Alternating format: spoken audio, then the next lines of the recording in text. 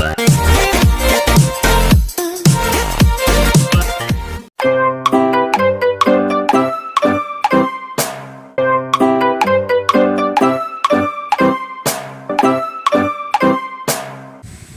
as you can see, this is a chapter 7 packet tracer activity, and entitled is Skills Integration Challenge. So this is the addressing table. Then the scenario, your company has won a contract to set up a small network for a restaurant owner. There are 2 restaurants near each other and they all share one connection. The equipment and cabling is installed and the network administrator has designed the implementation plan. Your job is to implement the rest of the addressing scheme according to the abbreviated addressing table and verify connectivity. So we have here 5 requirements in this activity. So first is complete the addressing table documentation. This one, we're going to complete this. Then configure R1, this R1 with IPv4 and IPv6 addressing. Then configure S1, this is the S1 or the switch 1 with IPv4 addressing, and S2 is already configured. So this one is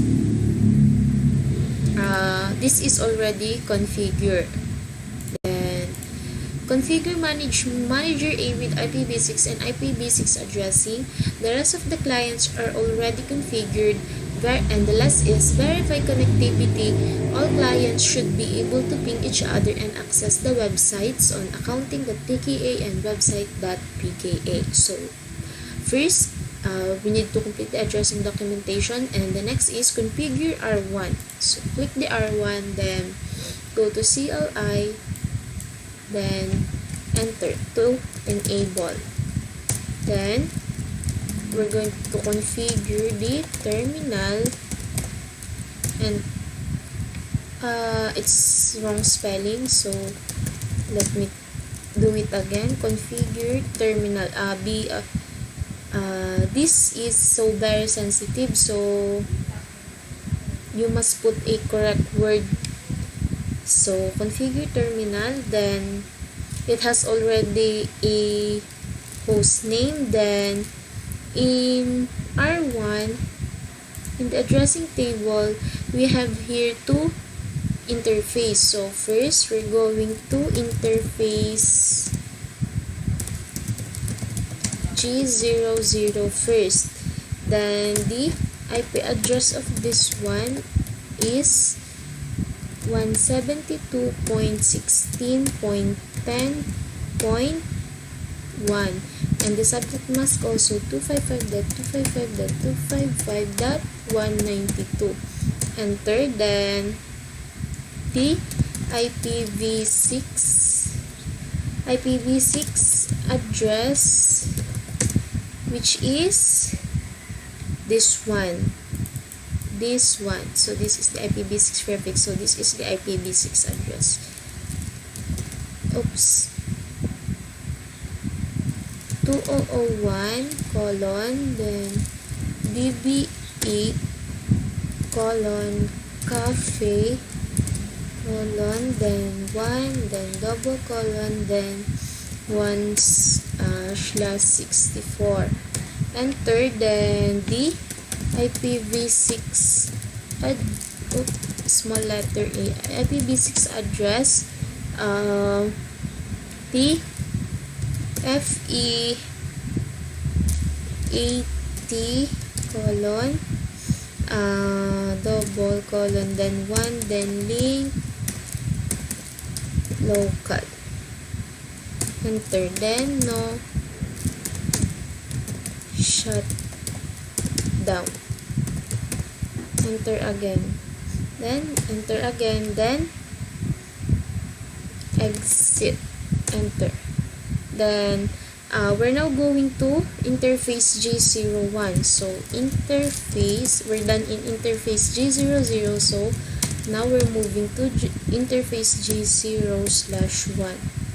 Enter. IP address, which is 172.16.10.1.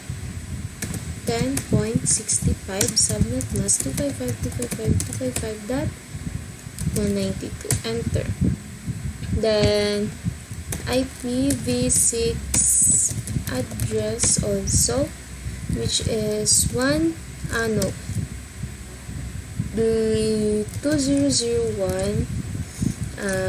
db8, then cafe colon, then 2, then double colon, then 1/64.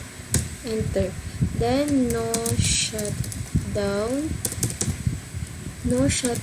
also. Enter. Then enter again, then exit, and another exit until it has no config, then write.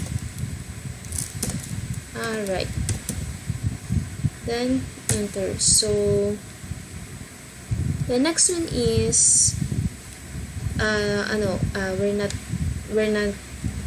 done yet. So the next one is we're going to enable it again, then enter, then configure terminal,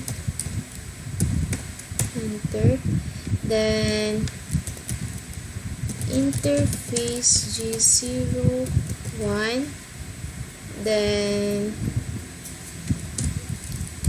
IP address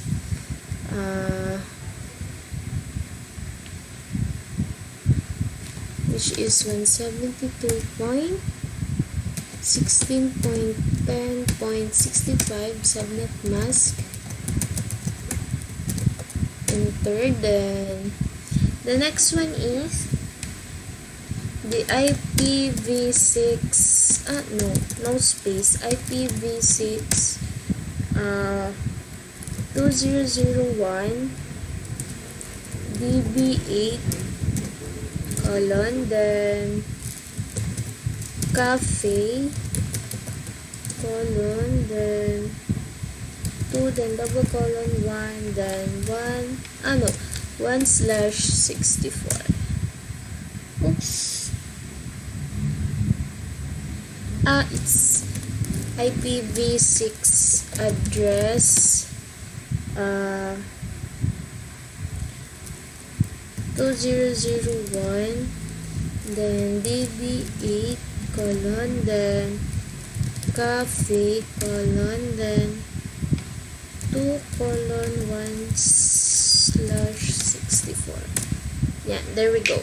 It's now correct. Then the IPv6 address FE80, then 1, and link local. Enter. Then the no shutdown, then enter, then exit, and write to save. There we go. Building configuration is okay. Then in the requirements, next one is configure manager A with IPv4 and IPv6 addressing. The rest of the clients are already configured. Then verify connectivity. All clients should be able to ping each other and access the website on accounting PKA and website PKA. So this is the manager A in the addressing table. So let's click this manager A. Then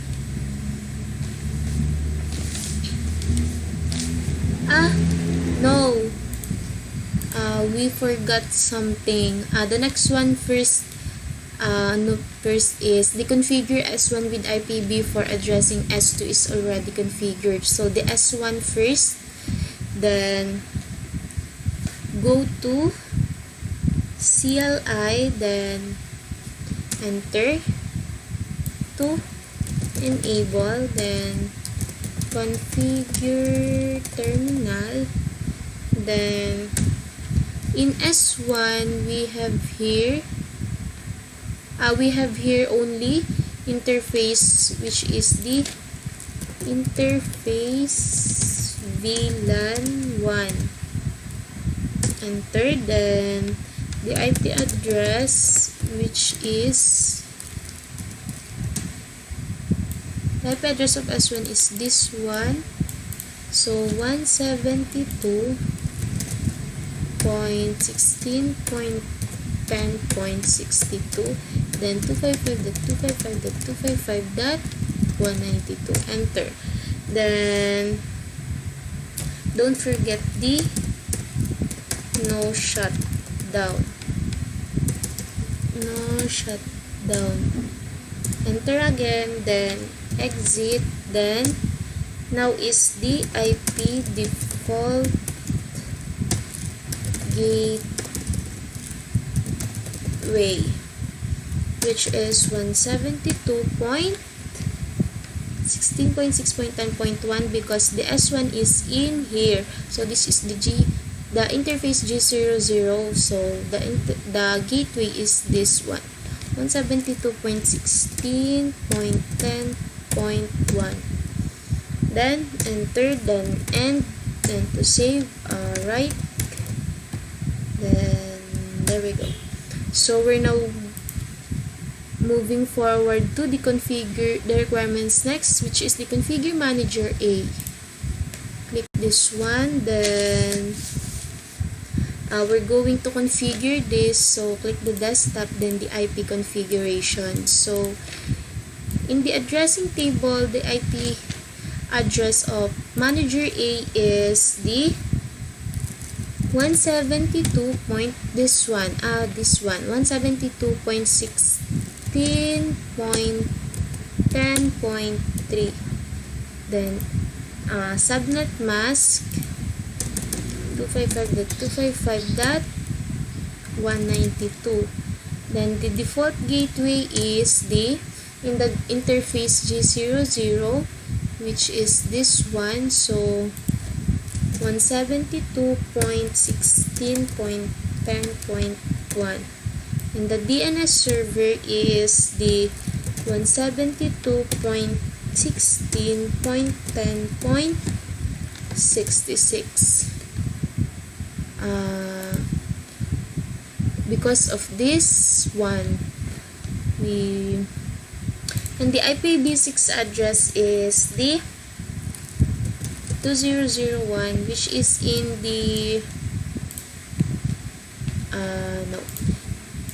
2001 colon, then db8 colon, then cafe colon, then 1 double colon 3, then /64. Then the link local address is the FE80 double colon, then 207 single colon ECFF colon, then FE29 colon, then D big letter D35A. Then the IPv6 default gateway is FE80 double colon 1.